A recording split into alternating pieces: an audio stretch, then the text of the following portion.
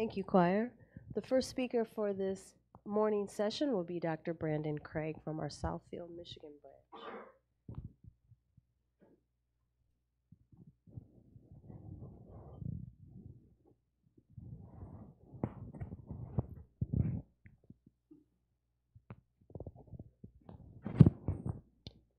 Thanks.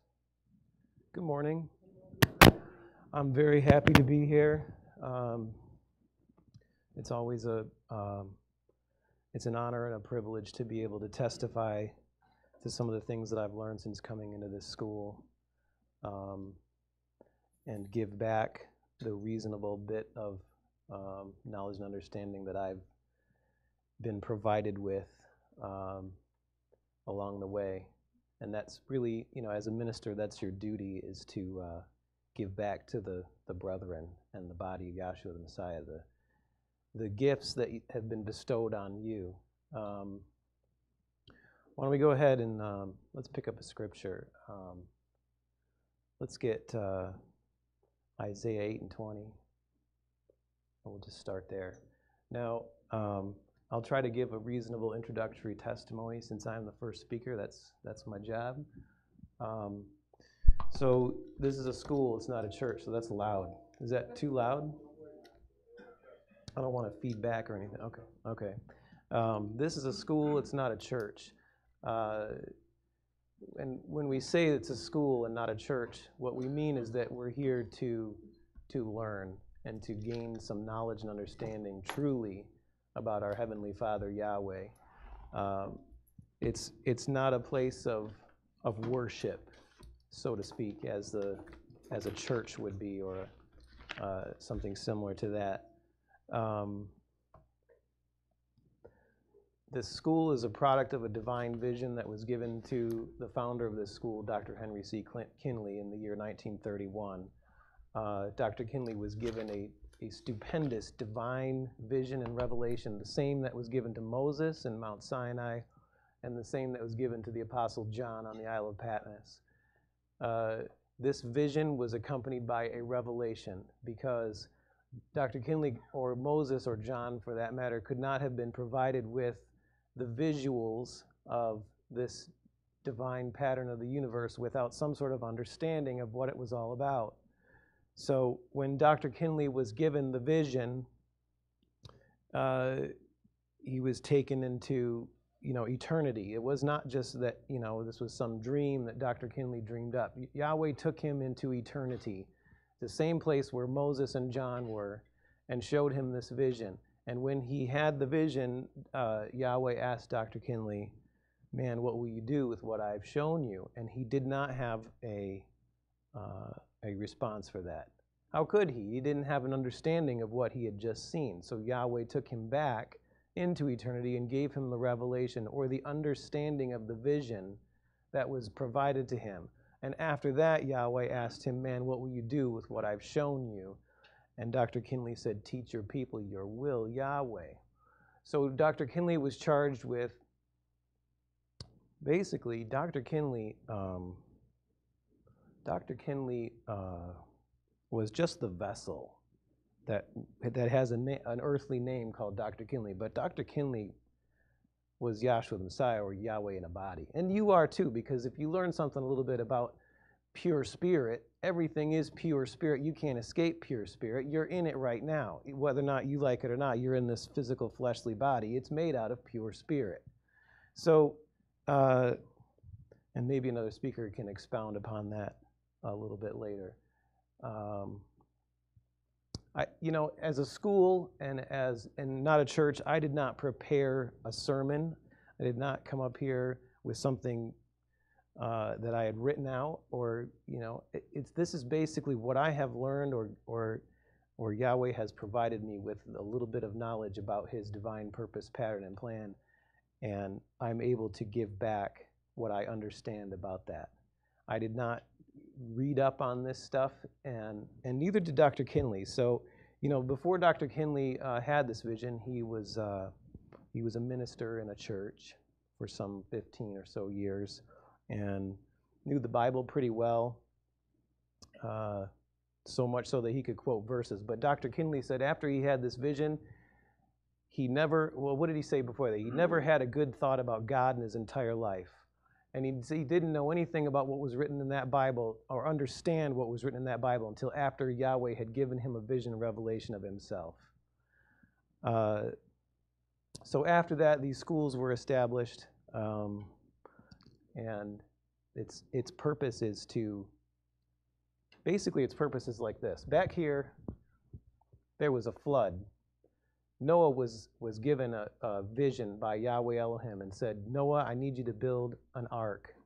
And Noah preached some 120 years that Yahweh told him that the end of, why don't we go ahead and just pick that up real quick. We'll get Isaiah 8 and 20 real quick because you've already got it thumbed in there. And then let's go back and get Genesis in the 6th chapter. Go ahead. Genesis 6 and 1? No, let's read Isaiah. Oh, Isaiah. Yeah. Isaiah 8 and 20. Mm-hmm. To the law and to the testimony. Okay. Now, If what's they- the law and what's the testimony? We'll just pick that up real quick. The law is the first 5 books of your Bible, or the Pentateuch, or the books of Moses. These are the books that were written. Well, they were written by Yahweh Elohim, but Moses was the vessel that put them down, right? And so the law is the 10 commandments plus the 603 other commandments that were given to the children of Israel back here in the wilderness of Sinai. And so this is what's known as the Mosaic Law, and everything that's written in the Bible about the forefathers, Abraham, Isaac, Jacob, is written in there. And everything that's written about the tabernacle is written in there. Some 50 chapters in the law are devoted to the structure, the building and the structure and the function of this tabernacle. And then the prophets are the other 34 books, or the testimony, or the other 34 books that are after that, making the 39 books of what we call the so-called Old Testament. So to the law and to the testimony, read. If they speak not according to this word. If they speak not according to this word, it is because there is no light is in because them. there's no light in them. Now, why do we go back and to the law and to the testimony? Because it said that when in certain Christianity sects they provide you with a Bible, they give you a New Testament with the Psalms in it or something like that, right? And so that's how you're supposed to learn something about your Creator. But if you do a little research, and it doesn't take much, if you do a little research in history, this is the ages and dispensations chart. It lists out the ages in time. The Messiah, Yahshua, who the world calls Jesus Christ, was around this time, in the post-diluvian age, or after the flood age, right?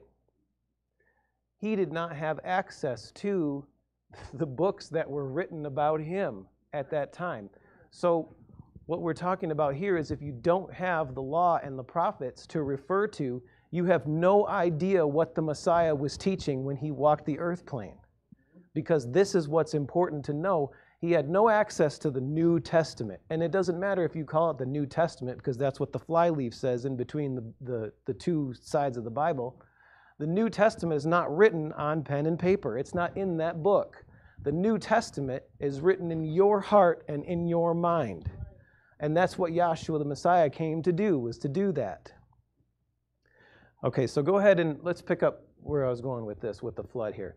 Now, see, back here in this day and age, referring to this ages and dispensations chart, there are 7 ages and there are 7 dispensations. And what a dispensation is a divine ordering of affairs, which means that these are the affairs that Yahweh Elohim has divinely ordained. You didn't think about this. You don't have a choice on how Yahweh makes things happen. Yahweh does it whether you like it or not. And whether you like it or not, Yahweh is in complete control. At no time is anything in this physical world outside of, or beyond even, in the realm of eternity. Nothing is outside of Yahweh Elohim's control.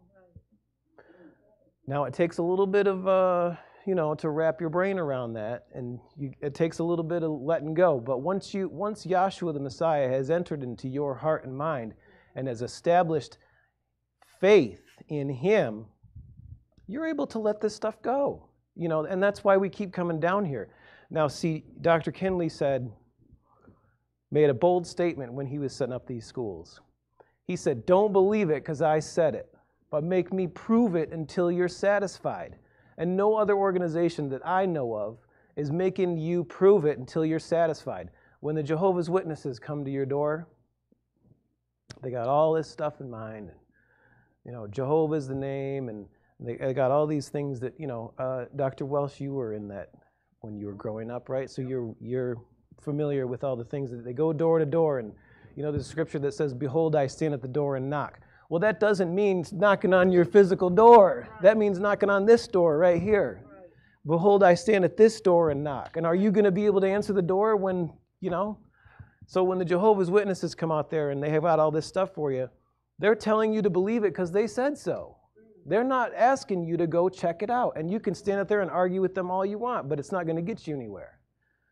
So when he said, make me prove it till you're satisfied, that's your opportunity to test these things, try them out, test the Spirit.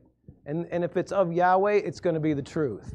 Now see, in this day and age, we're coming down to the very last prophetic seconds of this physical creation. And in this day and age, it's hard to find truth. And this is not something that you should be afraid of, because not anywhere, not at any time has this been outside of the control of Yahweh Elohim. At this day and age, there is a, what does it say? It says it's in the book, it says, the love of many shall wax cold, right? And so we're talking about apostasy, or a falling away of the truth. There's a lack of truth in this world of alternate facts and fake news. See, so we're here down here because we're satisfied in our faith in Yahshua the Messiah, but we're still coming down here to get some truth, because you're not going to get it anyplace else. You can't get it from the TV news. You can't even get it from the person who you call your boss at work, because well, I digress. But anyway, so, and you know, and it's funny, but it's, you know, I make light of it, but there is a seriousness to this. Yeah. It couldn't be more serious, because we're talking about your soul that's on the line right now, right? So you have these ages and dispensations chart. The first age was the creative age. This is where Yahweh Elohim created the angelic creation first, and then the physical creation. And this is an age outside of time, or in eternity. The beginning of time was at the second age, where there was the transgression with Adam and Eve in the garden. During this age, this is where Adam and the Adamic covenants and the Noah covenants, the dispensations, the first and second dispensations. At that time, go ahead and pick up where it's at. It's Genesis 6 and 1 or 3 or something like that. At this time, Yahweh Elohim has had enough of the wickedness in the earth plane, and he's going to destroy the world by water. Before this time, there has been no rain. There is, you know, the people had never seen water falling from the sky in droplets, just like we're totally used to in this day and age. I'm going to destroy the world by water. And so he chooses Noah. Noah, you're going to build an ark. And he does, and go ahead and pick it up. Let's just pick it up. 3, Genesis. And Yahweh said, my spirit shall not always strive with man, for that he also is flesh, yet his days shall be 120. So, well, why do they say that? Well, now this is just a digression, but before that, there was a lot of people living super long. Adam was 930 years old when he took off the flesh. Methuselah was 969 years old, the oldest person that, you know, was ever walking the earth plane. And so Yahweh put a time limit on you at this time, because I've had enough of all your shenanigans in the earth plane. I don't need 900 years of shenanigans. 120 is all you get, and if you get that, you're lucky, because I blessed you to get that far. Now, and it's true in this day and age. Where have you ever seen anybody living past 120? You see it a little bit. And so you see, like, the oldest person just died, and they were 121 years old. But or 117 or 100. I saw one that was 122, and I'm just like, well, how does that fit with what Yahweh Elohim said? But here's the thing: who knows what kind of records they were keeping back then, or how? But because I have faith in Yahweh that 120 is it. That's it. And thank you, Yahweh, for giving me a limit, because I don't need more than that. That's good. Because the body is not designed to last forever, right?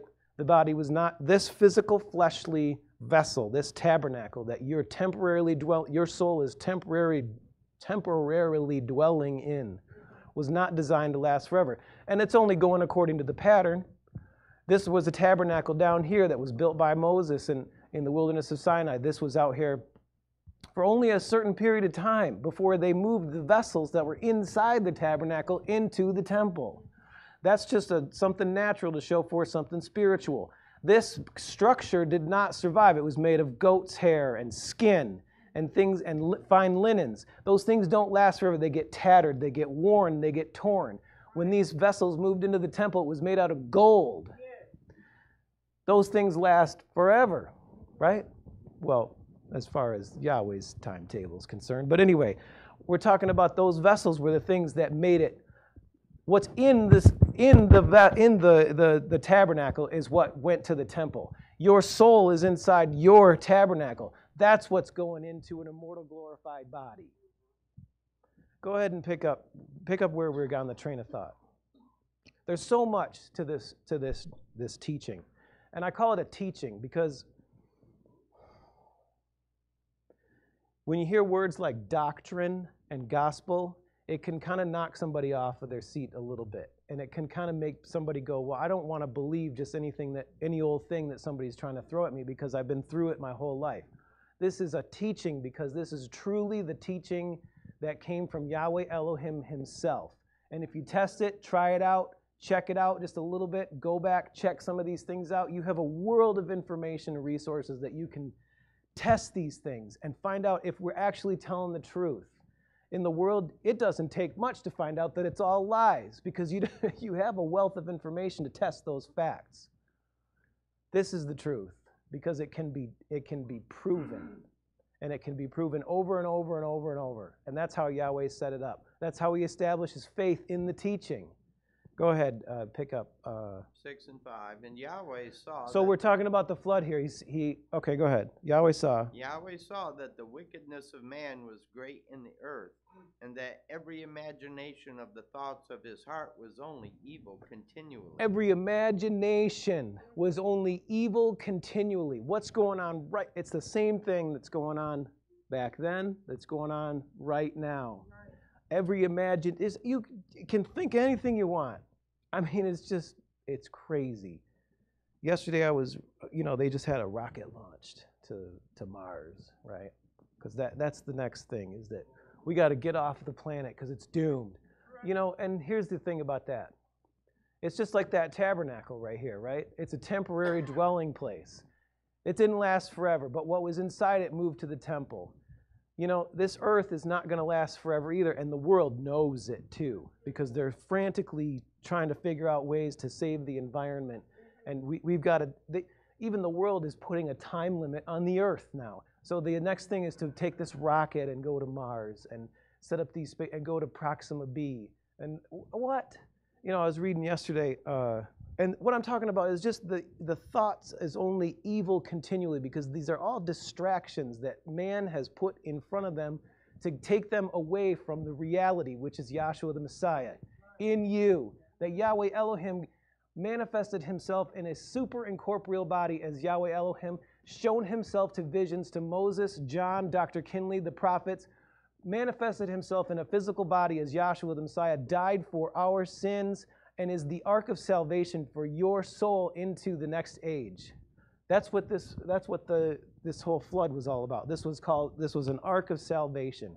But this is something natural to understand something spiritual. Go ahead and read. And it repented Yahweh that he had made man on the earth, and it grieved him at his heart. And Yahweh said, I will destroy man. But see, here's where Christianity gets it wrong. Because they're using the Bible to go, well, Yahweh was so upset. God was just, he was disappointed with Adam when he took part of the fruit. No, He set these things up this way so that he can establish a consistency, because it says in there, behold, I'm Yahweh and I change not. God doesn't just go, well, I was kind of frustrated with Adam for that, and I'm kind of frustrated with these people that I created. No. How does that prove that your Creator is still in control if he's frustrated or upset with how man has turned out? It's just garbage. Yahweh doesn't change. He has a purpose, and he doesn't waver off of his purpose. Go ahead. And Yahweh said, I will destroy man whom I have created from the face of the earth. That's it. We're done. Go ahead. Both man and beast, and the creeping things, and the fowls of the air. For it repenteth me that I have made them. But Noah found grace in the eyes of Yahweh. And these are the generations of Noah. Okay, let's skip that part. Let's move down, because that's a whole bunch of stuff. The earth was also corrupt before Elohim, and the earth was filled with violence. Filled with violence. What's going on right now? Filled with violence. That's not just something coincidental, that all of a sudden we're filled with violence. We've always been, there has been, if you read, it's funny, read in the textbook, volume 1, there's only been very short periods of time where there has actually been some sort of peace and stability, right? Only and that's because Yahweh has made it that way. But at all times, we have been in I'm talking about mankind, right? Humanity, if you want to, whatever, has always been involved in some kind of war or strife or violence, right? Because that's what's going on. See, because there's somebody in charge of this physical creation down here. Where Yahweh is in charge, he's given this guy control over everything that's going on down here. And that's what he thrives on. Violence, lies, all sorts of things. This is the contrast. You can't see Yahweh without seeing a contrast, but you have to learn how to discern and avoid. Go ahead, read. 13. And Elohim said unto Noah, the end of all flesh has come before me, for the earth is filled with violence through them. And behold, I will destroy them with the earth. Make thee an ark of gopher wood. Rooms shalt thou make in the ark, and shalt pitch it within and without with pitch. So Yahweh has found favor in the eyes, or Noah has found favor in the eyes of Yahweh. And so Yahweh chooses this man, Noah, out here and says, let's build an ark and make it out of gopher wood. And the ark had an upper deck, a middle deck, and a lower deck. And it's in there. So basically, if you want to think about it, essentially, Yahweh told Noah to build a tabernacle, which is also called an ark. And this was an ark of salvation for him and his... Go ahead and read, because it'll tell you who's going in the ark. But I will establish my covenant, and thou shalt come into the ark, thy and thy sons and thy wife and thy sons' wives with thee. Noah and his wife and his sons wives. Do the math. How many is that? 8. That's 8. You got more fingers than that. That's a remnant. That was what basically all the people in the world, 8 went inside that ark. Go ahead, read. 18. Mm-hmm. But with thee I will establish my covenant, and thou shalt come into the ark, thou, thy sons, and thy wife, and thy sons' wives with thee. Mm-hmm. And of every living thing of all flesh, 2 of every sort shalt thou bring into the ark, to keep them alive with thee. They shall be male and female. So he's talking about the animals, everything on, birds and mammals and everything. Everybody knows the story, right? You build an ark, and then everybody, all the animals went in there, and how did he herd them all in there and all this stuff? No, it's not how that works. It was by spirit law that Yahweh just spoke, and it was done. That's how that works. They were faithful. They got in the ark. All the animals got. And so basically what it's talking about is he's made a way. He's preordained a way of safety from the impending doom that's coming, right?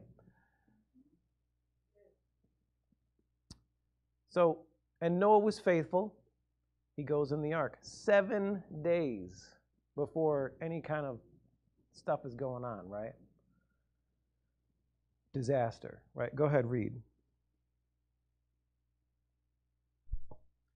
of the fowls of their Okay, kind. we can skip all that. All right, I where do you think we're want me to finished go? there. Let's go to 7 and 7 when they go in the ark. 7 and 7. And Mhm. Noah went in, and his sons and his wife, and his sons' wives with him, Mhm. into the ark because of the waters of the flood. Mm-hmm. Of clean beasts and of beasts that are not clean, and Uh-huh. of fowls. Okay. There went in two and two unto Noah into the ark, the male and female, as Elohim commanded Noah. And it came to pass after 7 days that the waters of the flood were upon the earth. And here they come. In the 600th, Just like he said, right? It's not just because, oh, I said it and it might happen. No, you're crazy out there building this ark. What is that? It's humongous, right? Go ahead. in the 600th year of Noah's life, in the 2nd month, the 17th day of the month, the same day were all the fountains of the great deep broken up, and the windows of heaven were opened. Now, we're talking about a deluge. We're not just talking about some sprinkles out there. You're talking about the fountains of the deep. What's the deep? It says in Genesis, when Elohim moved across upon the waters of the deep, right? The deep is the earth. There's water in the earth besides what's coming from the sky. So we're talking about water coming from every direction. Just a complete disaster. Go ahead. And the rain was upon the earth 40 days and 40 nights. So it rained 40 days and 40 nights. In the selfsame day entered Noah and Shem and Ham and Japheth, and the sons of Noah and Noah's wife, and the 3 wives of his son with them into the ark. They and every beast after his kind, and all the cattle after their kind, and every creeping thing that creepeth upon the earth after his kind. Mm-hmm. Okay, so why did I talk about this? This is a story that everybody knows, whether you're in a church or you were in a church, you grew up in a church, everybody on earth knows this story. This is easily relatable to anybody who walks in this room or any of these schools, or you talk to anybody on the streets or whatever. This is easily relatable because everybody knows this story. What they don't know is they don't know the spiritual reality of it. That the spiritual reality is that this is a type and shadow. This is something natural to understand something spiritual. Get Romans 1:19. What you want to understand, we're not here just to tell you about Noah's Ark and how bad that was. There is a spiritual reality at hand here, and you need to understand what that is, because a type and shadow of this is happening now. And we have but a short time. The ark is prepared. It's time to get in it. Mm-hmm. Romans 1:19. Mm-hmm. Because that which may be known of Yahweh is manifest in them. For Yahweh has shown it unto them. Yahweh's showing you everything that you need to know about Yahweh. Is he showing you right now through something natural to understand something about him? Read. For the invisible things of him from the creation of the world are clearly seen, being understood by the things that are made. Being understood by the things that are made. This was made. 3 things were made. This, the tabernacle, and the temple. We got to understand something about Yahweh by the things that are made. And how is that? See, Yahweh operates by a pattern. Right here, pattern. Each one of these things that were made are made by the pattern. They're threefold. Most holy place, court roundabout in its most basic formation. Upper deck, middle deck, lower deck. Oracle, sanctuary, porch. It's just threefold. 1, 2, 3. We're trying to make it. Yahweh has made it as simple as possible for you to know something about him in these last prophetic moments, to build that foundation of something, of a knowledge and understanding that you can build your house on top of. Without that steady structural foundation, you can waver. Build the foundation, keep it simple, 1, 2, 3. And somebody can get something out of that. And sometimes that's all you need to get something very simple. But you can take this as deep as you want.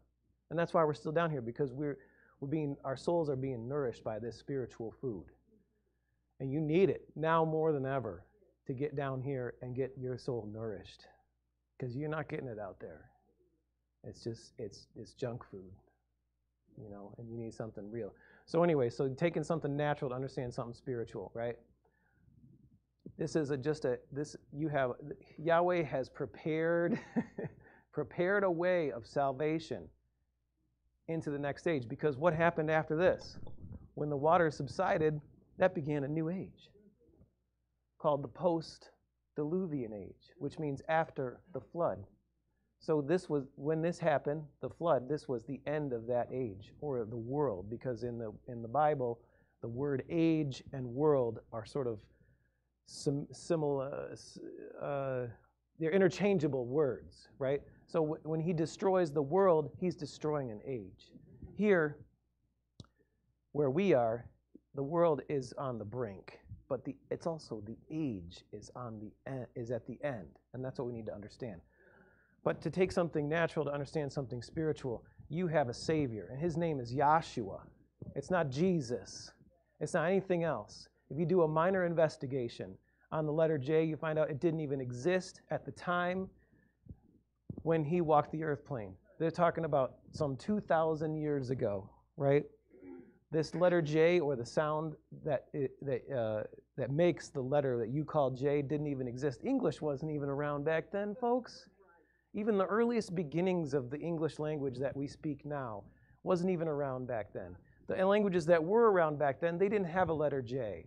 It wasn't even out, it didn't even come into our alphabet until, what, like 300-400 years ago? Right before the English came to America to establish this country, right? So even they didn't even have it. If you look at a 1611 Bible, it's got I instead of J. And just read something real short. So basically, it's like this. If there is no J, how could his name be Jesus? Can't be. It's as easy as that.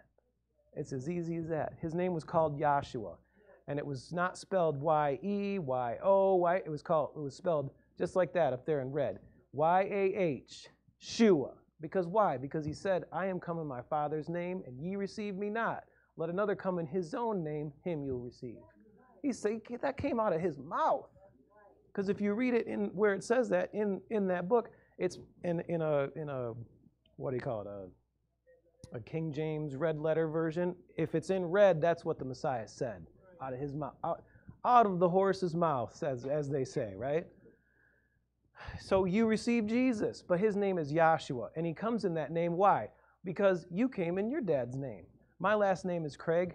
My dad's last name is Craig, and so on and so forth, and that's just how it's been forever. Before we even had surnames or last names, people would come in my dad's name. Maybe then my name would be Andrewson or something like that. Like even the word Mick, like a Scottish or an Irish prefix, means son of. So my brother-in-law's last name is McCulloch, which means somewhere he was a son of a Culloch. Does that make sense? So you're always a son of something, right? Why should the Savior be any different than that? Because, right? So Yahshua comes in his Father's name. Yahweh is salvation. That's what Shua means. That's just, I'm just talking about something natural to explain something spiritual. But this is the true ark of salvation right here, Yahshua the Messiah.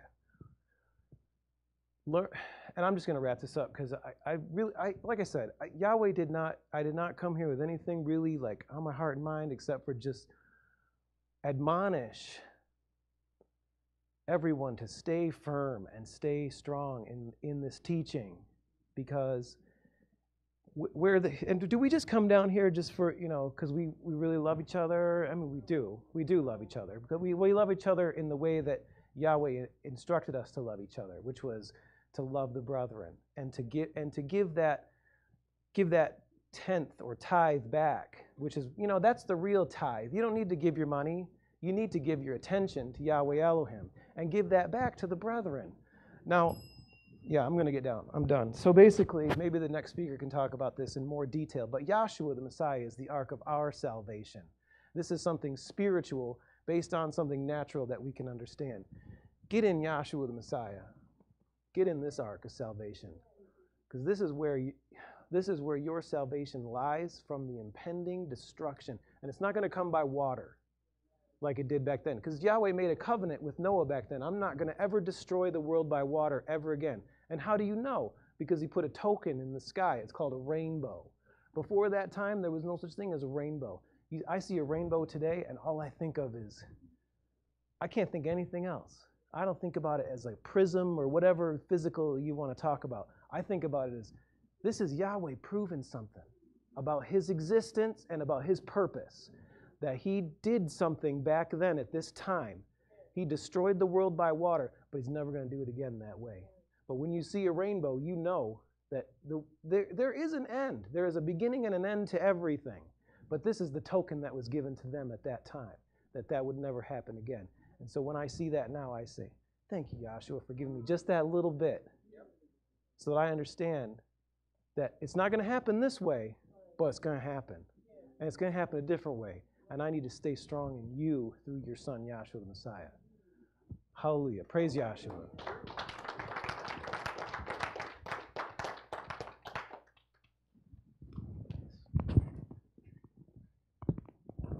Thank you, Dr. Craig. And the next speaker for this afternoon session will be Dr. Musa Mahingo.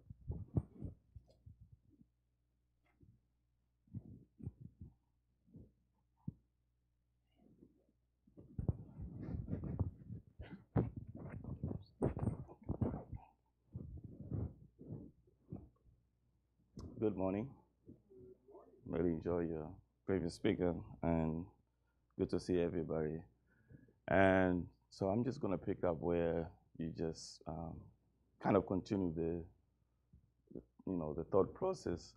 And when you were talking about, it's really important to know Yahweh. So our first aim in this class, is to help you find and know Yahweh, our Elohim, as he really is and actually exists.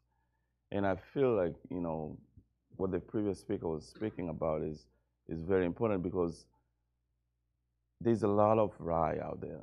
There's a lot of things that we grew up knowing. There's a lot of confusion, and like you say, the devil is really good on confusing people and little minute, little things. So when you talk about, for example, there was no J in the name Yahshua at that time, with the English letter. And you kind of like, with tons of knowledge, I like Google. Google is awesome, because Google, you can click on Google and it will tell you, it will take you to the, what you're looking for. And then you can even go farther and it will tell you more. So it got me thinking, it's funny, like now I'm thinking, I'm sitting here, I know Yahweh, because I'm blessed enough that he introduced himself to me and he kind of showed himself to me. And now I'm digging more and I know more. But I'm thinking back in that time, I say, why didn't I think that? Like when I have like that J, and somebody told me like there was no J until like the 1600s. And then I should say, okay, so why is the name Jesus? Why was the name Jesus there? And why like Christianity and all these other religions, why are they going so in details to just defend this and abandon the original truth? So it have to get you thinking like why people go so much in trouble to just lie and hide the truth. So that should be some kind of investigative mind thinking of saying, okay, so what is out there? What is out there more that I don't know about? Then you come to find out, okay, so now it's going to take you back to, like you say, Yahweh, because Yahshua came from his father's name, Yahweh. And then once you start to know Yahweh, and then this is not something that you have to be an expert in, knowledgeable about things. It's something that are very critical and simple, that you can just start going from one step to the next step to the other. So Yahshua came from his father's name because Yahweh, which is original Hebrew's name, that when he spoke to Moses, he introduced himself. Because Moses asked him, when I go to the church, maybe get that part. When Moses met Yahweh, 3:15. Because when Moses met Yahweh, and when Moses met Yahweh, he asked him, when I go to the children of Israel, they're not going to believe me. What should I tell them? Because at that time there was many gods. They believe in a lot of things.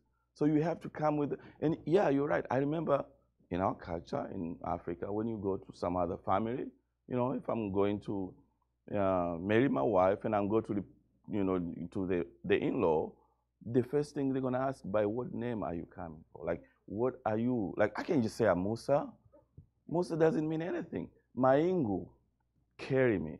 Like I say, I'm the son of Maingu. The Maingu from this well. The Maingu who did this and this and this. The Maingu who did this. That is what is recognized. And they will say, oh, you are from that family. Okay, sit down. We can talk. But you can't just come say, oh, I'm Musa, and I love your daughter, and I want to, No, that is actually very disrespectful. That's just a disqualification because you didn't respect, you have to represent the name of your family, your father. And that's what it is. Now, that's a simple thing that we do. We just don't realize that we are doing, but actually that is what Yahweh set it up. That's this, to understand the spiritual, you take an example of what you have to understand the spiritual. Because when Yahshua came in this physical body, it was Yahweh in this physical body. So what is it? Yahweh is salvation. And there's a reason why he say Yahweh is salvation, because he's going to dwell among these people here, and he's going to save them from, from this physical whatever. But in this generation, in our generation, it's Yahweh is saving our soul from these condemnations, from this, lie, to take us to the ark. That's your salvation right there. Yahshua, Yahweh is salvation. But you have to see him. Because if you don't see where that guy here is standing in front of you, you're just not going to see him. Because he's going to put those lies. He's going to put the Jesus things. He's going to put that you have to do 10 commandments. He's going to put about you have to go to the church. You have to be paying due. You have to, you have to be baptized. And you have to, all those physical things. All those physical things are hindering you from seeing Yahweh, Yahshua, who is, really is, and actually is. So let's read that, Exodus 3 and 13. Yeah. 3 and 1. Yeah. Now Moses kept the flock of Jethro, his father-in-law, the priest of Midian. And he led the flock to the backside of the desert and came to the mountain of Elohim, even to Horeb. And the angel of Yahweh appeared unto him in a flame of fire out of the midst of a bush. And he looked, and behold, the bush burned with fire. Right there, I'll stop you for a minute, just because I'm gonna recall something. Like I say, I was blessed enough for Yahweh to present. When Yahweh presented to you, Yahweh present to our, to every individual in a different, separate way. You can meet somebody and they will tell you something like, "Did you know that Jesus actually is not Jesus? It's Yahshua," and you'll be like, get out of here, man. Man, I've been knowing Jesus. I pray to Jesus, whatever. But you'll be like, but maybe that little click there, you say, you know what, let me go check it out. That's Yahweh presenting himself to you, opening it up. So when Moses made there, when Yahweh is speaking to Moses, he appeared in that form to Moses because that was relevant for Yahweh to appear to Moses at that time, because it's specifically, at that moment. And he's going to use that. And this is also like you were saying, this is a story of salvation. It's a beginning of the story of salvation. Just like when you talk to Noah, like the end of time has come. Prepare the ark, because in 120 years, this world is going to, it's going to go. But there is salvation. So this is the same thing that Moses is doing back here. When Yahweh is meeting Moses, same pattern. Because like you say, there's a pattern that is going to operate. And you're going to see that the same pattern that operated with Noah is going to operate with the children of Israel. The same pattern. We always operate with the most holy place, the holy place, and court around about. Like if you look on the tabernacle here, the tabernacle has the most holy place, and the court around about. You look on your body, which I want to go into it today, because there's something that just the other day I was speaking with somebody, and I'm telling you, man, if you open your heart to Yahweh, sometimes he'll be speaking to you in a very bizarre way that you won't even understand. And you're not going to catch it until later. It's like, oh, you're sitting, and you're like, wow, And it's for me nowadays, I just say, Thank you, Yahshua. Because it's something that I used to miss it. You know, you just ignore it and you move on with your life and everything. But you don't realize. You don't realize. Sometimes it's just little click. I was, you know, almost, it was just something which I wouldn't want to bore you with my story or whatever. But let's stick with the gospel. So go ahead. Now Moses kept the flock of Jethro, his father-in-law, the priest of Midian, and he led the flock to the backside of the desert, and came to the mountain of Elohim, even to Horeb. And the angel of Yahweh appeared unto him in a flame of fire out of the midst of a bush. This is the incident we're talking about right here. Go ahead. And he looked, and behold, the bush burned with fire, and the bush was not consumed. And Moses said, I will now turn aside and see this great sight, why the bush does not burn. And that itself, that whole mystery there, we can go, there's a whole lecture about just that part where Moses, you know, met Yahweh, and there's the bush is burning. And, you know, because when I was young, I used to think of it like literally that, you know, like you picture, like as a human, you know, you hear this story and you start picturing, well, wait a minute, the bush was burning, but it was not consumed. You know, you start imagining your own thought, and then the devil come and they just give you this added. We always speak with my friends and everybody. I always tell people, it's funny how, you know how, and this has happened to everybody, when you start thinking about bad things sometimes, like, you know, maybe you even doubt about something. The moment you open that door, the devil is so quick. He start adding things together, and you start having your own, like, this is what happened. Oh my God, this is what happened. You know, you start adding things. It's because you opened that door. Once you open that door, but the opposite, like you were saying, he's knocking the door, and whoever opened, he'll come. Yahshua, if you open the door for Yahshua, then you start realizing the really truth. You can see the difference between lie and truth in very clear. And then it's funny how you realize that whatever you were thinking that was just whatever, after you realize, you even feel of yourself like, wow, why did I think that way? But because Yahshua came and cleaned it up. Well, you just don't realize, but he has to do that for you to see. Now, we, like again, I say, sometimes we take it, we don't, I can't find the best way. The English word always run away from me. I feel like sometimes we don't get to appreciate how lucky we are that sometimes you're guided and you're shown the truth, and you know, we don't get to appreciate that much. We don't get to stand and say, thank you, Yahshua. Sometimes we take credits on ourselves. You think we're smart. We think that, oh, I got it. You know, you don't get to appreciate those little things. And those are little things that happen every single time, every day. Sometimes you just pull back and appreciate that, because you could go on, I could be somewhere there today in the church or in some other things, doing some other thing, but I'm here. You don't get to appreciate that. So again, you know, just a little thought. Go ahead. So when Moses met Yahweh here, what I'm trying to lead is like when Moses met Yahweh, he asked Yahweh, when I go back to, because Moses know what happened in Egypt, because Moses ran away from Egypt, by the way, because he was getting chased. You know, if you read this is like, you know, we read the Bible, we know all these stories so much, like we just like rehearse like regular story, but we don't know the details about this story, because in those stories Yahweh didn't mean to do all these things just to show like, oh, you know, look at me, I destroy Egypt. The Almighty, you know, now people are going to know who I am. No. Yahweh is doing that because he was setting up exactly what he's going to come and do and what's going to happen within our soul. The whole story. And I always tell, I have a friend of mine who is here, you know, from the Middle East. And I say, Yahweh chose Abraham, for example, and he told Abraham that you're going to go 400 years later. You know, your seed's going to be enslaved or whatever. He chose them because he knew already everything from the beginning, what he's going to do to these creations. From the get-going, from here, Yahweh already had it in control.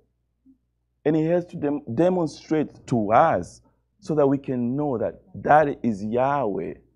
Now, how is he going to demonstrate that? He has to set things up according to our own way. It's just like if you have, I always use this example, if you have children, if you're trying to teach a child how to do certain things, you're not going to talk like you're talking to your wife or you're talking to your brother or whatever.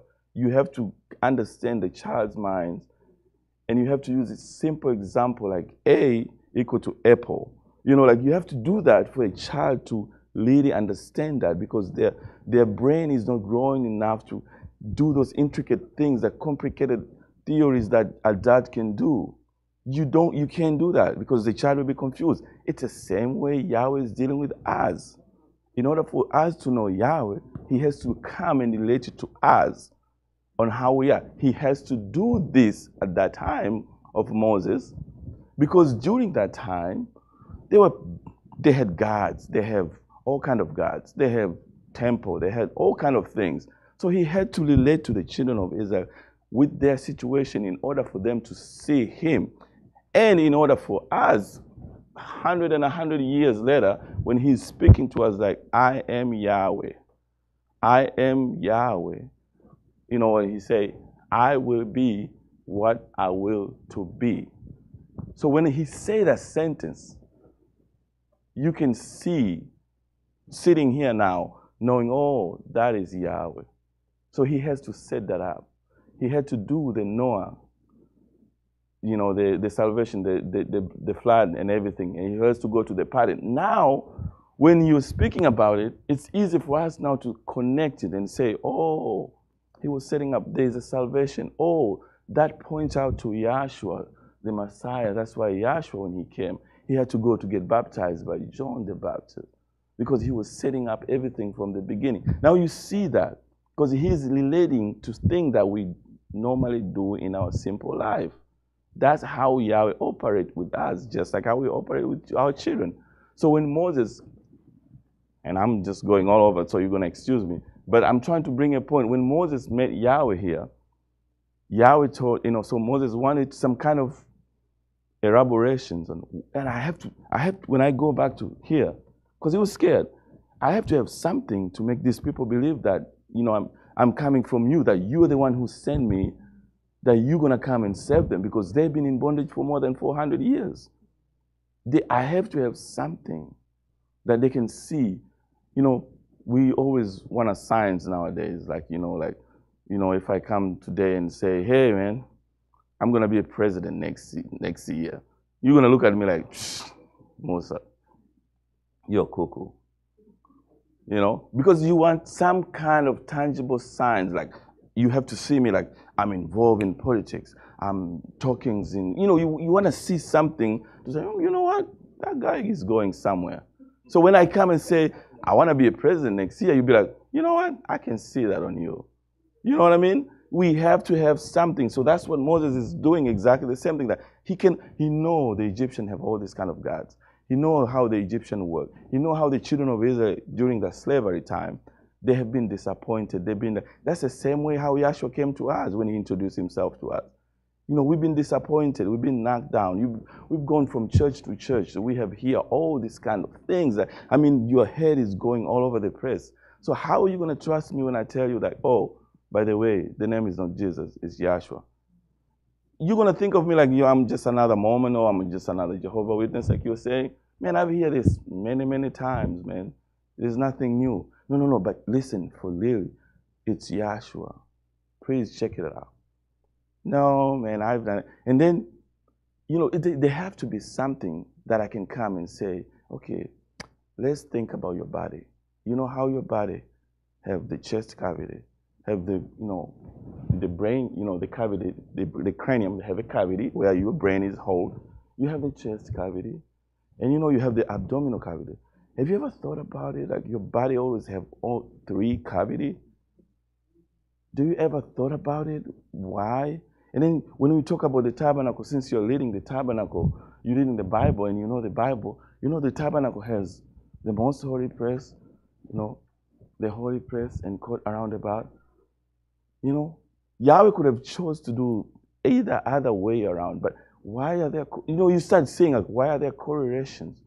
And we go in details about the instruments that are in the tabernacle, that there is the altar of sin sacrifice, where things are burned and, like they bring their sacrifice. And that's the time and I'm going to go there because during that time, people are burning things. The sacrifice was just thing that the people were doing it. So Yahweh chose that moment to show himself, like the difference between the lie and the truth is here.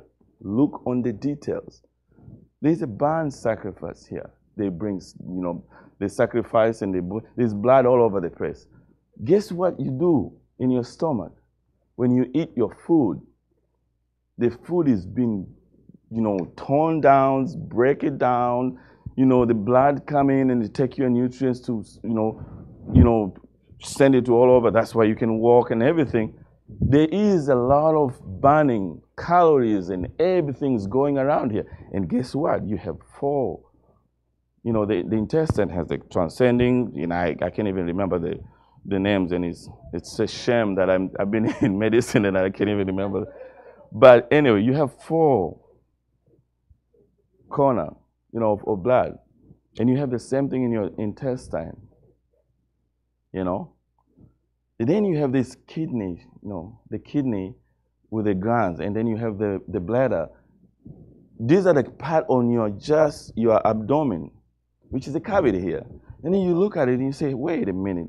There was like a washing, in the tabernacle, which has water where the priest will wash the sacrifice, and there's another water on the other side. And you look on the shepherd, you're like, wait a minute. That look like, don't it look like the kidney? So, and you don't need to think deep about these things. It's just little examples. And then you have, the priest has to be anointed at the age of 30 before he can officiate in this, And you have on top of your kidney, you have those adrenal glands, which we call, they have fright and fear. When you are scared and sometimes you don't even realize that you escaped something because it kick in and you can just, if you see some danger, that's why you have those, they say mother's instinct. Sometimes when there's like a danger, I've seen mothers when they have kids, like the first thing, they don't even worry about that. But the first thing, they are going to their children. Right there. They're protecting their children. They don't even care about themselves. But they go, that fighting, that's the resemblance of this, the spirit. The quickening spirit. Thank you. And then you go on here, and these are the instruments that were in the tabernacle.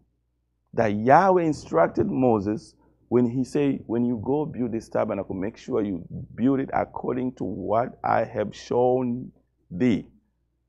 Don't mess it up, Moses, because what it is on the tabernacle is what it is in the, in the heaven that represent, the manifestation of Yahweh himself. He's coming and he's going to dwell with them. So you go here, you have this candle. And I've seen people using this. Again, this is one of those, I remember asking a friend of mine who's Jewish about this candle and everything. And the explanation that I get is completely different of what I know now. Because I didn't know. But then you come to realize this was placed there. Guess what? There's like 1, 2, 3, and the 4th one. You know how they used to do. I think they put the oil, and the oil will go boom all the way down. And this is just even for those nerds and science stuff. It's a good. You can learn about gravity a little bit because the oil will go there, and then it will start going up, and then it will fill it up here until all this is filled. Then it will go up, and then it will fill it up here until all this is filled. And then it will go up, and then it will fill up on here until it fills, and then boom, it's full. Guess what it is, the 4th one here? It's Yahshua. Carrying, like you were saying, both generations from this side, moving from this generation to this new generation. He's the Alpha, he's the Omega. He is the beginning, he is the end. There's a scripture that says, I'm the light of the world, But just looking at that and thinking about your own body, the aorta. Did I say that? Yeah, aorta. English is a difficult language. But it's funny, now that I've been here for a long time, sometimes I go back home and I try to speak some Swahili word, and I kind of like, I say, what do you, and I have to ask my brother, what do we say that in Swahili again? He's like, man, you can't even speak that. Because, you know, it's just, I have like, you know, like it's, so I hope I say it right, at the aorta.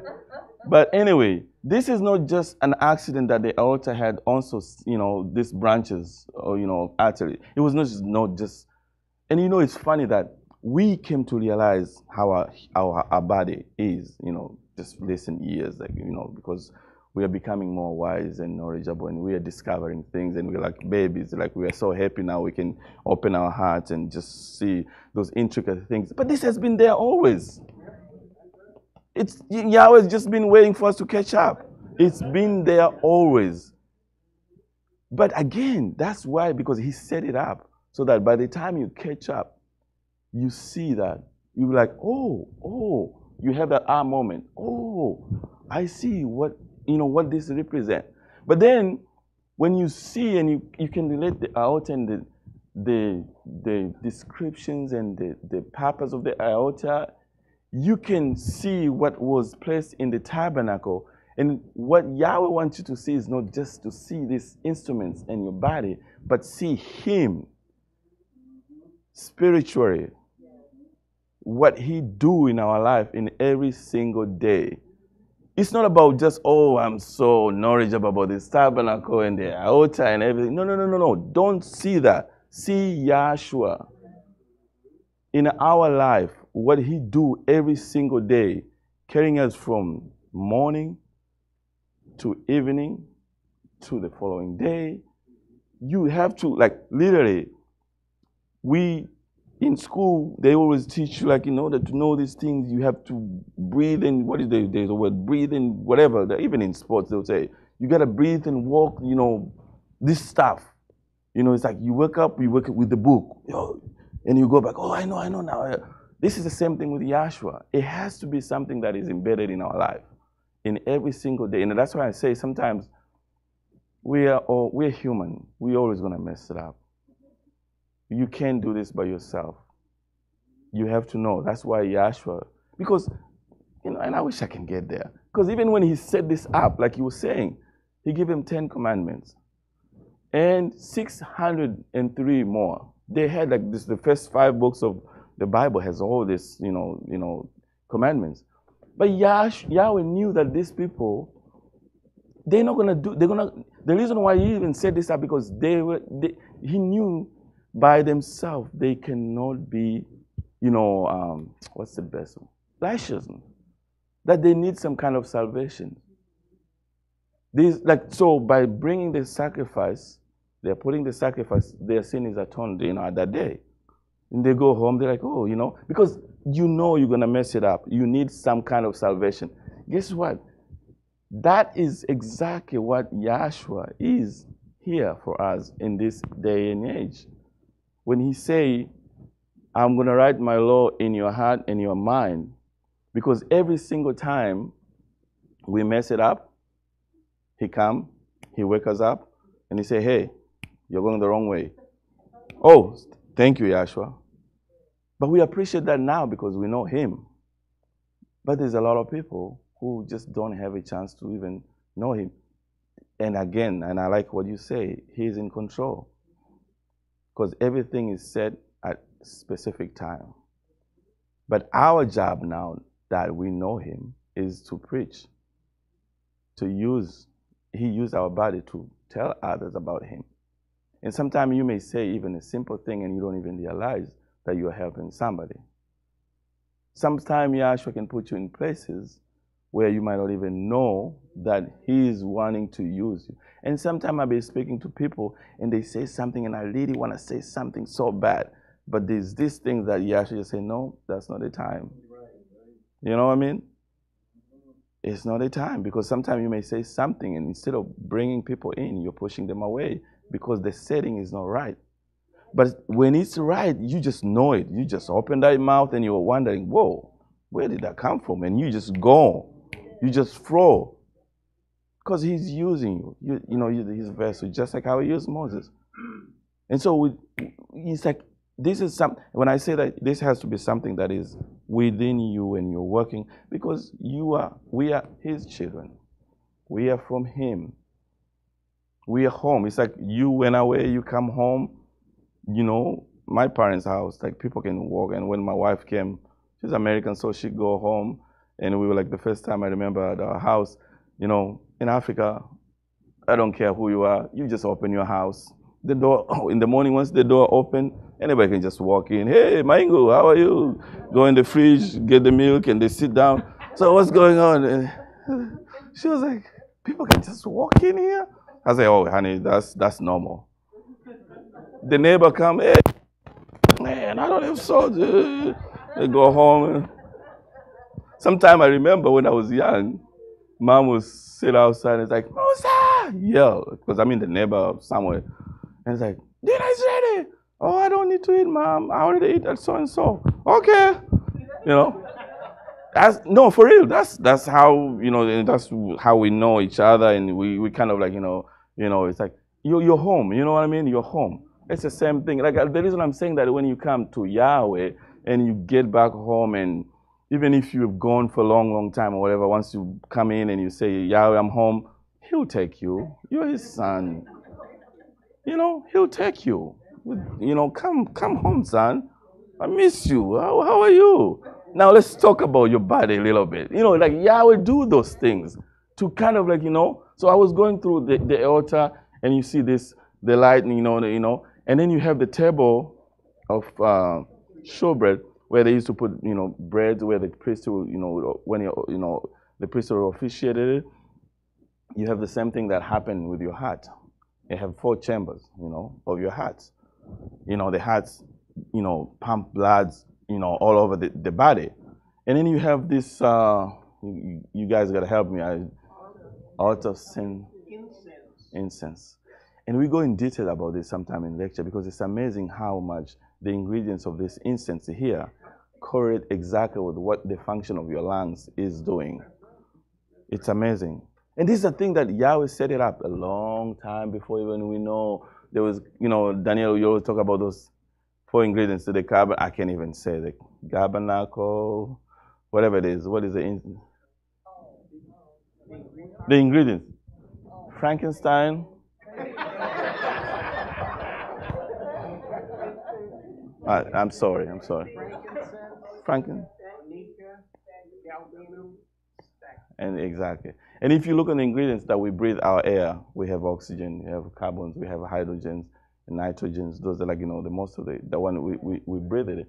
And these are like sweet, and, you know, it makes the tabernacle because of the smells. It praise Yahweh and everything, and it goes around. But it's also like when you breathe your air here, you know, the air, the oxygen come in and it get taken. I'm doing a study. I was doing a study about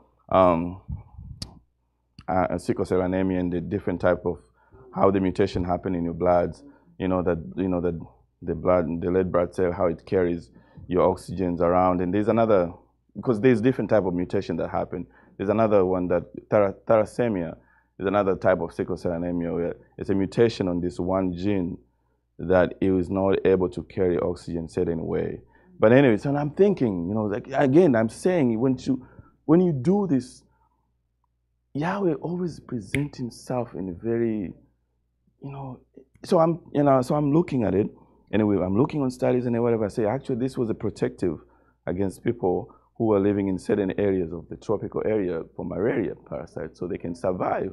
You know, it was not something, you know, so what happened is, so if I have that mutation, chances are, if I have made the mutation and my wife has the same mutation, my kid is going to have at least 50% of the mutation, and it go down to 25% of mutation. But guess what? What happened is that during that time, that mutation happens to be like a savior for those people to survive, because malaria was wiping down people at that area, especially in the tropical area. So that's why you have people from ancestry from Asia or Africa have that mutation until today, because it's been passing generations and generations and generations. And I'm looking and say, wow, that's amazing, because these people has been wiped down with malaria at that time, but there was that mutation, which is kind of like and I'm looking on me, I'm thinking of salvation. You know what I mean? Like, I know how Yahweh will operate things, because if you look, and we have that in our study in our book, we talk about red blood cells and what red blood cells do spiritually. You know what I mean? Spiritually. And and I don't want to go in details about it because it's gonna take my points away from what I'm trying to say. But it's everything. That's what I'm saying. Once you start to know Yahweh, everything you're gonna come across, everything that you're gonna see that that's Yahweh. Even in a very intricate part of gene mutation. When you go and you look and take the DNA and why mutation, and then you see how this guy operates, the devil, and you look on the DNA and how the mutation happened, and how nowadays we are able to go the genome study, they can go deep and they can expound it, and then you can see where the mutation happened and why it happens and everything. All you see is Yahweh operating in a very intricate, minute part of our life that you are not even aware that is happening. But again, that's not about knowledge. No. He wants to see Him. When you get to that knowledge, the reason why you're given knowledge, the reason why you're given wisdom, because they're coming from Him. They're here. Power, foundation, strength, beauty, love, wisdom, intelligence, knowledge. They're all Yahweh. These are attributes of Yahweh. You are now thinking that I'm too smart. No, you're not. He gave you that. You're just in catching up. Now you're realizing, oh, I didn't know I have this ability. You had it with you because Yahweh gave it to you. And now you're like, wow, I'm astonished. You can, like you say, we're going to Mars. And we're like, whoa, He's giving us that ability to know things because He wants us to see Him.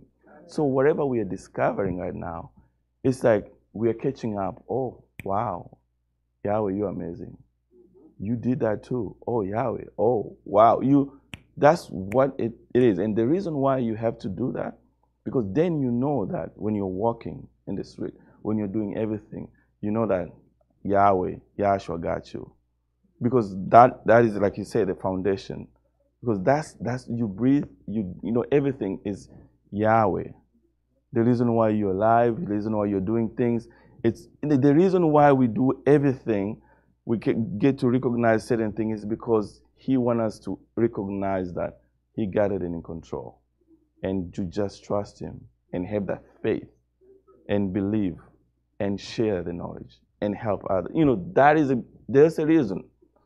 So let me finish this because I want to go to Moses. Oh, sure. So this is the holy place, which is kind of the chest cavity. And then you go to up here. The funny thing is, these three, things here, but they're all in one. There's the mercy seat with two angels on each side, and they're all embedded in this Ark of the Covenant. It's in the most holy place. And at one time when the priest was officiating, at one time there was a tournament, the Shekinah, the lights come. The same structure you have in your brain, the brain cavity, you have two hemispheres of your brain. And then you have that pineal glands, that is sitting on the back of your heads. It's sending all these signals and everywhere. Is that a pineal? Pituitary. My God, I'm telling you, like my anatomy and physiology has just, shared me. But what you have in your brain, and the brain is very mushy, kind of like, whatever. And then we have always, like, it's funny, like, again, this is another thing that we are discovering nowadays. We used to think that we don't know nothing about brains, and nowadays we have imaging that they can do, and the expert is out there, he knows more, like, what I'm talking about. But you do imaging on the brain, and you kind of like, so how we will say, we don't know how people think, for example, what people, sometimes how you think, sometimes the only way I can know what you think or what you intend to do is when it manifests in an actions. But you already thought about it, okay?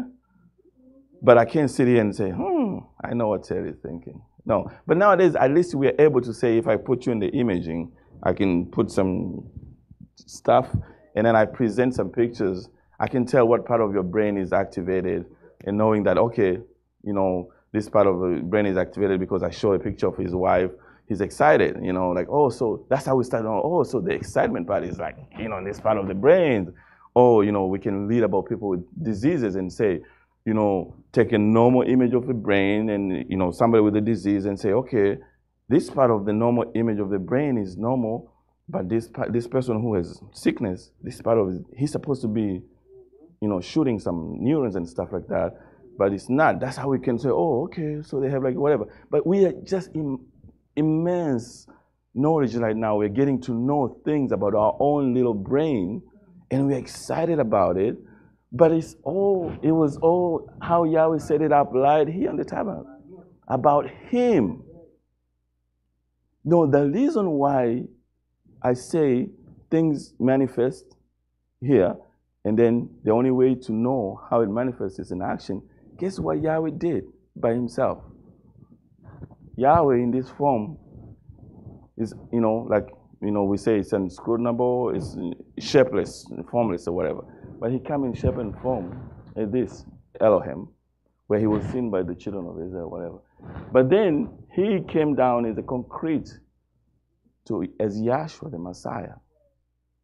Now, the only way I say you can know, like in our way of, like what Terry is thinking is when he do something, he come and pick up the mic. He already thought about it a while ago, a few seconds ago. But the only way I know that he thought, because there's no way Terry will just get up and pick up the mic. He had to have some kind of,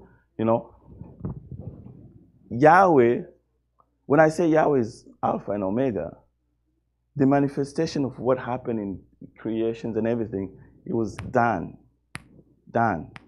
He came out from this shape and form, like unscrutable, like, formless, to shape and form as Elohim, created the creations.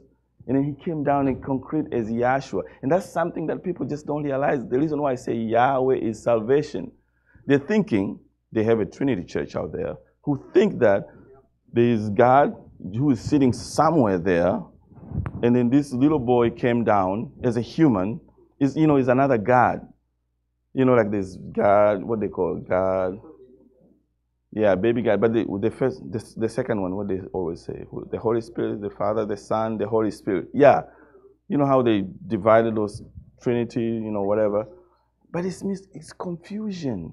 Yahweh is one. He operated in, just like you take a water. Water can be in a solid form. Water can be in a liquid form. Water can be in a vapor form. It's still H2O. That's a simple example. The only thing that changed is how it's carried in the vessel. When you put in a liquid form, it's all over the place. You take shape and form, you put in a vessel, it stay put. You condense that, change the temperature, and it's, it becomes solid, ice. But it can go back to liquid. And it can go back to, you know what I mean? That's Yahweh showing Himself that how He can do. That's why I say, I will be what I will to be. That's Yahweh. All these things that we are talking about, the tabernacle, it's all Yahweh operating. Like that, what I'm trying to say is like, everything we see in our life, every little things, you have to really appreciate that all I see is Yahweh. If you see another individual, if you see another person, all you see is Yahweh. That is Yahweh. And I know sometimes people always like, we talk about this, sometimes get people offended when you say, I think somebody said one time here, and I think it was Terry, say, Yahweh is immaterial. Like, these all things, these things, it's Yahweh, because Yahweh, everything that come out in the creation is from Yahweh. And the reason now He's doing what He's doing as a Savior is to take us from that deception that we have of the Father, the Son, the Holy Spirit, whatever you hear, or Muhammad, or whatever it is, Buddhism, or whatever it is, to see Him as He really is. And I say, as He really is and actually exists. Because in order to understand Yahweh, you really have to know Him as He really is. Otherwise, it's very easy for me to come and lie to you with the little Yahweh and put Jehovah, and you can say, yeah, they resemble. I'll go with it. It's very easy. Because once you start with a little lie, then it's going to go bigger. Then it's going to go bigger. By the time you realize you are so far from the truth that turning back is going to be so, he's going to work hard. But one thing I believe about Yahweh, He can do it, but it's going to be also hard. You know, you have to work hard to get back to the truth. So what happened is Yahweh is trying to catch us light in the beginning. That's when He said the foundation has to be really good. Because light in the beginning, that's where you have to discern those light. You have to know. And sometimes it takes part in our, like I say about our body, you know, how the tabernacle. I can sit here and say all these things, and then after 1-2 hours, we go home and everything is done. No, it takes part on our side too to investigate this thing. Like you say, you don't need to believe everything that is said in the floor. You can do your own investigation. Just like if we get up in the morning, we go to work, we take, part in the community, we do things in the community. It's the same thing that we have to do to search Yahweh. We have to make effort to know Yahweh. We kick our kids up to get up in the morning because they have to do something, even if it's the weekends. They have to clean out their house, and they have to do all these things, and they hate it or whatever. But those are things that we instill in our kids, because when they grow up, when they're by themselves, they can go get the laundry, get it done, they can cook themselves, they can do all these things. It's the same thing with searching Yahweh. It has to be something that you put an effort on it. You have to. Yahweh will always be there, right in front of you, just guide you, to tell you. And we learn different. We know things different. So Yahweh will give you, everybody, I believe that every one of us will get some kind of way of connecting with Yahweh in a different way. We will come here, we'll preach, we'll talk about the teaching and everything. But every one of us will get some kind of connection with Yahweh that is different. I may say all these things today, but maybe one little thing that can connect with somebody. And so we have to keep searching for Yahweh. So now that I finished with that, I want to lead it just a little bit here, talk about the tabernacle. Because when Moses get this, name, he came back to the children of Israel. So Yahweh told him, I am Yahweh. And Moses had this, lad. Yeah. The reason why Yahweh said, I will be what I will be to be. And Yahweh decided to demonstrate to Moses his power. That when you're going back to Egypt, I am with you. I am Almighty. I am power. So I say, throw that rod down. Moses threw that rod down, and it turned to be a snake. And at that time, snakes was, if you live in the Middle East, the serpent, it's dangerous.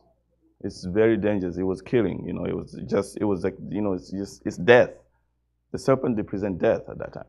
And Moses almost ran away, but Yahweh said, no, pick it up on the tail. Moses, pick it up. It turned back to the rod.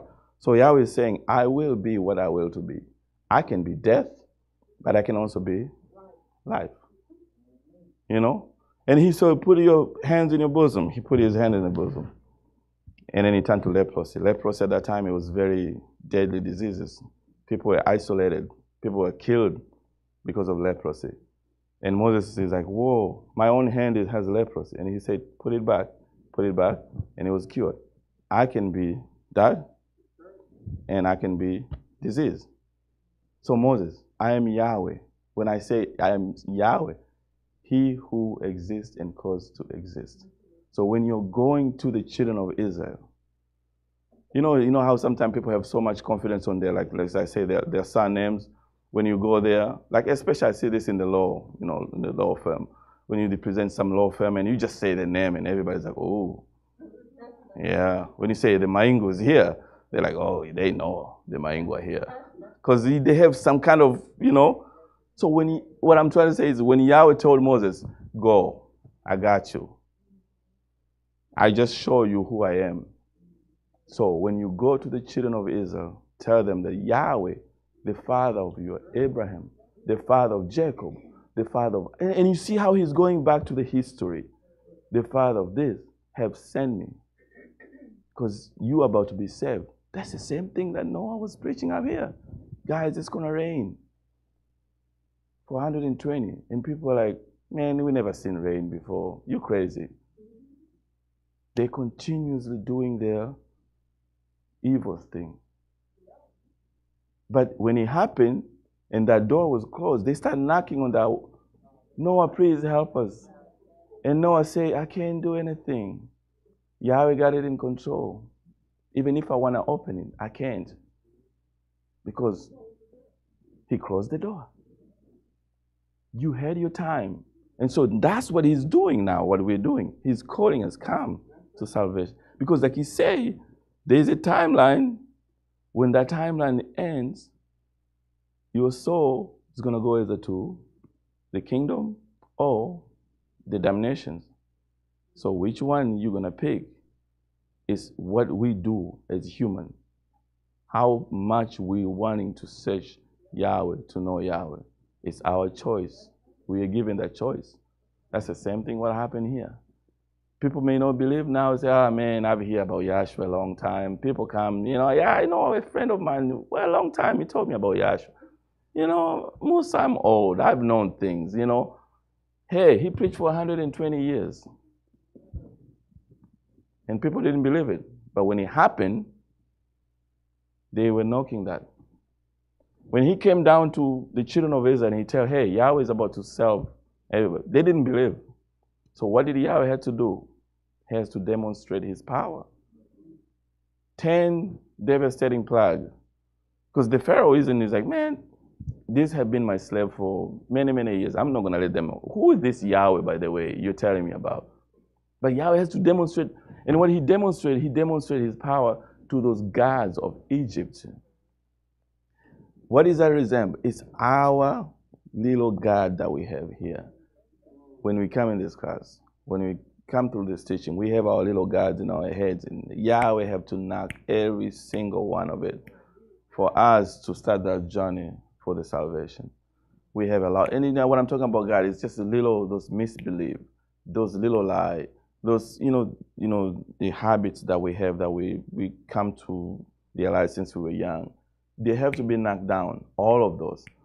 Yahweh didn't just do this here to demonstrate his power for that time. No. He's doing now spiritually with us. Because, we say, everything that Yahweh does, you have to look on that, like we say in Romans 1:18. Everything that he has done physically now can be seen spiritually. You have to, every time you see all these things, you have to think about our spiritual body. Because when Yahshua died and died on the cross, he fulfilled every little titty, whatever physical ordinance that were out there. He fulfilled it, put it away. Now, you just have to see Yahshua as Yahshua in his spiritual kingdom. So when Moses demonstrated, Yahweh demonstrated through Moses to the Pharaoh until, guess what? The last plague was the death of the firstborn. That's when he knocked to Pharaoh. It's like, okay, you know what? It's too much. You got to get out of here, guys. Get out. And even at that time, and I always wonder when I was young, why did Yahweh take the children of Israel out and then they got stuck in this Red Sea? It's like, what is that? No, because he wanted to demonstrate his power. What did Moses tell them? Stand still. Again, there's Yahshua. Stand still. So what I see there is that, so he knocked my little gods and boom, boom, boom, boom. I'm here. I'm sitting here. I may be here still, and I still have doubt about certain things. I'm sitting here. That's the same thing.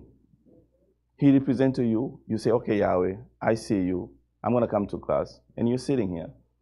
But then you're in the class, but you're still like, I don't know about that, whatever. That's the Red Sea. Now, somebody stand here and then start talking about Yahshua and everything, and you click, oh, stand still and see Yahshua. And the Red Sea was parted. Then you go through the other journey. Now, you're like, okay, Yahshua, yes, thank you, Yahshua, and whatever. But you still have to be manipulated. Like you have to still, where you come every single day, is because the children of Israel was here for 40 years. They could have just gone straight to there. It could have just been like, ooh. Why? Because, see, the baby is born and they have to stay in the womb for 40 weeks. Why? Because if the baby come out before that, what do we call? Premature. They're going to die. Spiritually, they were not ready. They thought they knew everything. He told them. And they say, Yahweh, we're going to do everything you do. But guess what? They were messing up every single day. He knew that. So he need time to. And then who came over here was the second generation, with Yahshua reading them. Again, that's a spiritual kingdom when you think about it. It's the same thing when the baby, after the baby has been for 40 weeks, when they come out, she's out. Breathe that air, fresh air. Spiritual. I don't know about fresh though. Yeah, because like Genesis say, like, oh Lord, they come out there like. But what I'm saying, you see the spirit.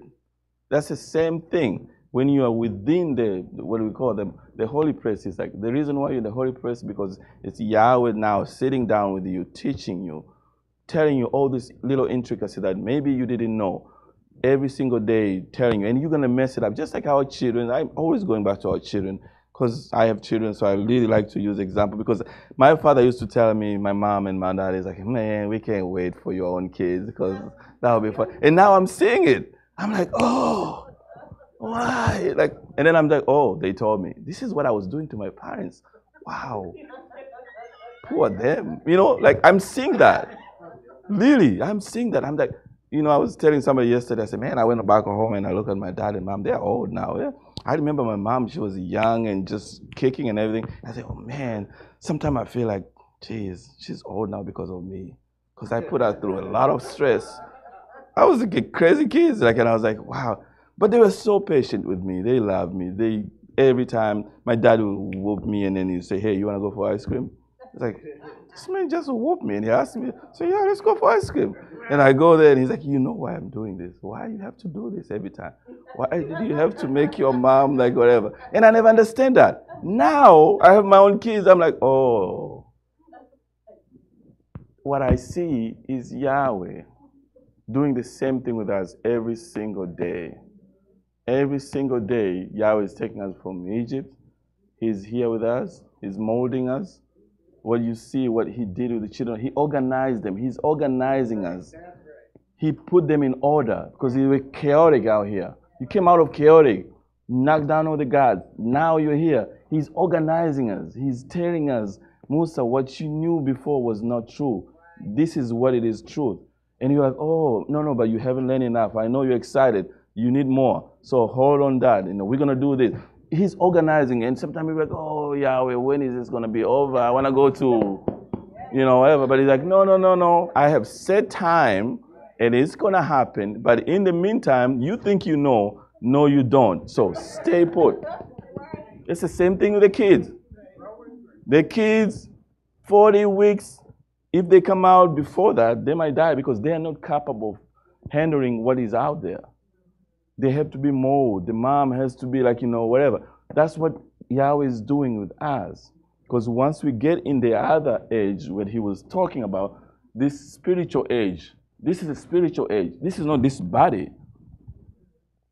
But your soul has to be able, like when they were building this temple, they had to build it before they can bring those stuff. It has to be ready. So that's the same thing with your soul. It has to be prepared to receive that kingdom of Yahshua when it's time for you to move to that next generation. Now, how you're going to get that is you have to be molded, prepared, fed in the holy place. Now, if you decide to leave, that's on you. Because he got us here. And he's going to help us to know him, understand him, so that by the time when the revelation of Yahshua the Messiah come, your soul is transformed to this kingdom, and you're going to know even more about Yahweh that you didn't know. Because this tabernacle, this temple was glorified temple. I mean, I'm just not speaking about even history. You can go back and Google this about the Solomon temple.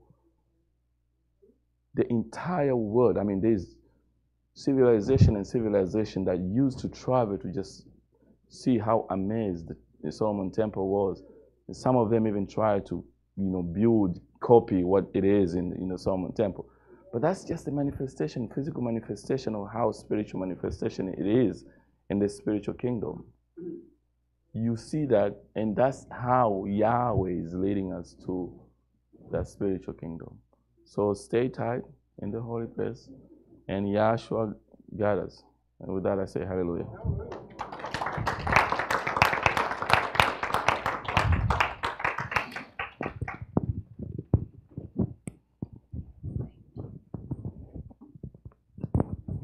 Thank you, Dr. Maingu. That brings to close our class session for this afternoon. Are there any comments or questions? Joy class, thank you to our speakers. And I'll make these very brief. We have classes are held Wednesday and Friday from 7 p.m. to 9 p.m. Sunday, 11 a.m. to 1 p.m.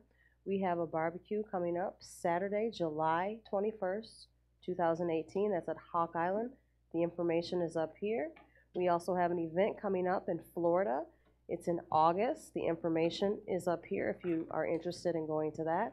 We have a class cleanup right after class. Are there any other announcements that need to be made at this time? We can stand for the doxology. I'll be quoting the last two verses of the book of Jude. Also, again, welcome Dr. Brandon Craig from Southfield. Thank you for coming.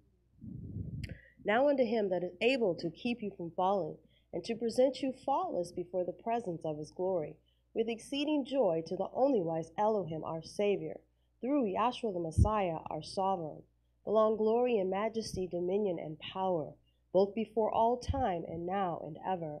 Let the class say, hallelujah.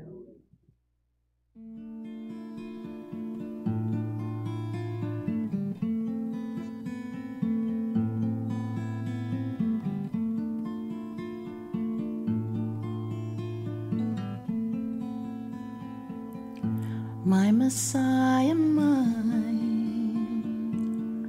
lift me to the holy place.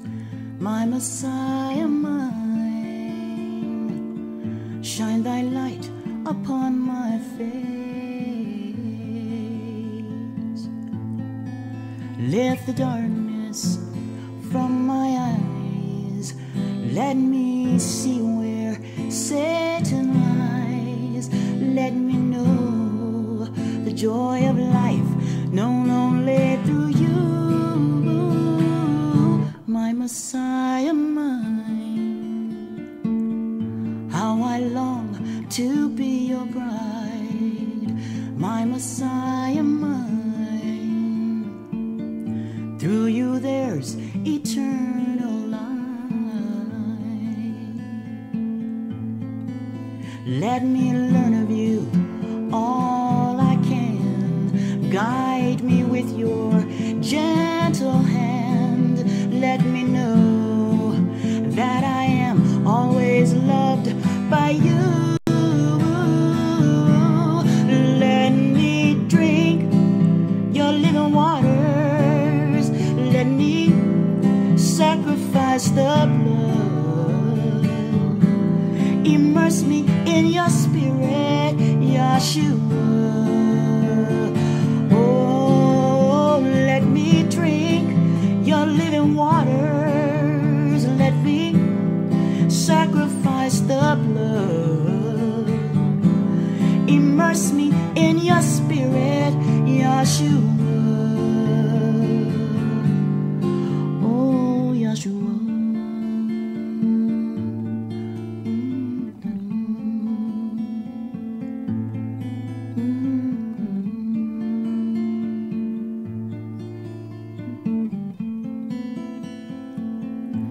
My Messiah, mine, You have healed my many scars, my Messiah mine. I love you with all my heart. Let me live through your grace. Let my soul be your hiding place. For I know that I just can't face this world without you. Let me drink your living waters. Let me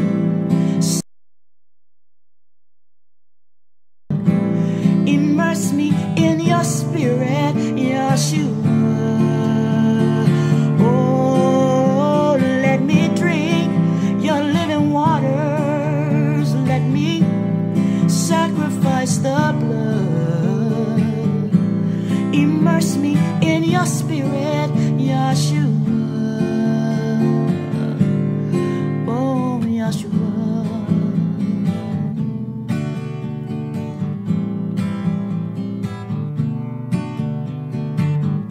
Let me drink your living waters and sacrifice the blood. Oh, immerse me in your spirit, lift me up, my Yeshua. Let me drink your living waters and sacrifice the blood. Immerse me in your spirit, lift me up, my Yeshua.